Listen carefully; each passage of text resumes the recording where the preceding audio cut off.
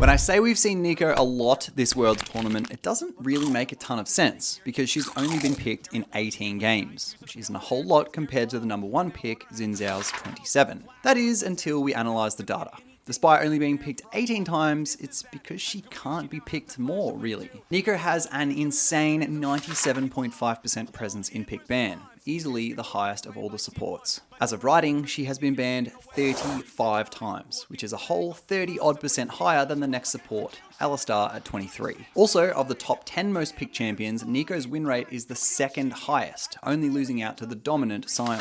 This is for a few reasons. Firstly, she's an amazing flex pick. Without revealing too much of your draft plan, Neeko can be picked at any point and also flex to multiple roles. She also fits into most, if not all, comps, offering an extremely reliable source of engage or peel that must be respected at all times, all the while having a strong laning phase and can also secure vision risk-free. She ticks most of the boxes while also having good stats. Her metrics for Worlds just make sense. But there's one thing that no one's really talking about compared to all these things, and it's a mechanic only Neeko can do. And with how strong it is, I can't help but feel it's either not entirely intended, or it's being abused, or players have just found a way to make it too strong. It's her passive, inherent glamour, allowing her to look like anything, but that's not the part that makes her so hard to deal with. It's her adopting the unit stats as well. For just one of the more known examples, the Siege Minion. Obviously, at all stages of the game, Siege Minions take multiple tower shots to die, and this characteristic is transferred to Neeko when she adopts the form of one, which allows for extremely safe tower diving that a support shouldn't be allowed to enable risk-free. To illustrate, let me show you this older clip of G2 versus BLG.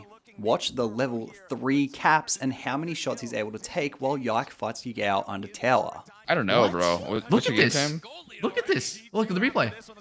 Okay. What? Yeah, he goes into the cannon minion on the shift there, and is just tanking it up in cannon minion form. I'm gonna be honest, I don't know. That's so crazy. Yeah, absurd. But this Worlds, Neeko's passive was pushed even further. Now, luckily enough, I don't really have to explain this one because Casual does a really great job in this clip. Check it out. He's got the reaction time. Oh, there's a wolf! There's a wolf!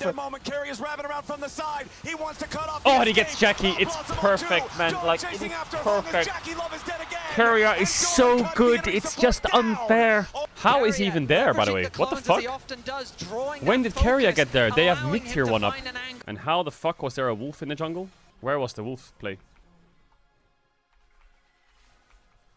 What? So, hang on a second. They gank top and kill Ryze.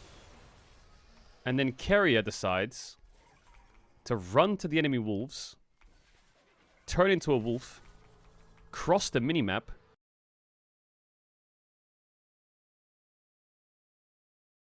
sit on a pink, run around the red buff, and go on to Jackie. But imagine you're top esports here, yeah? You know, the wolf crossing, you don't look at the minimap. You don't see it. You see the minimap? There's nothing. So when Carrier crosses, you can't actually see that he's crossing if you don't actually look.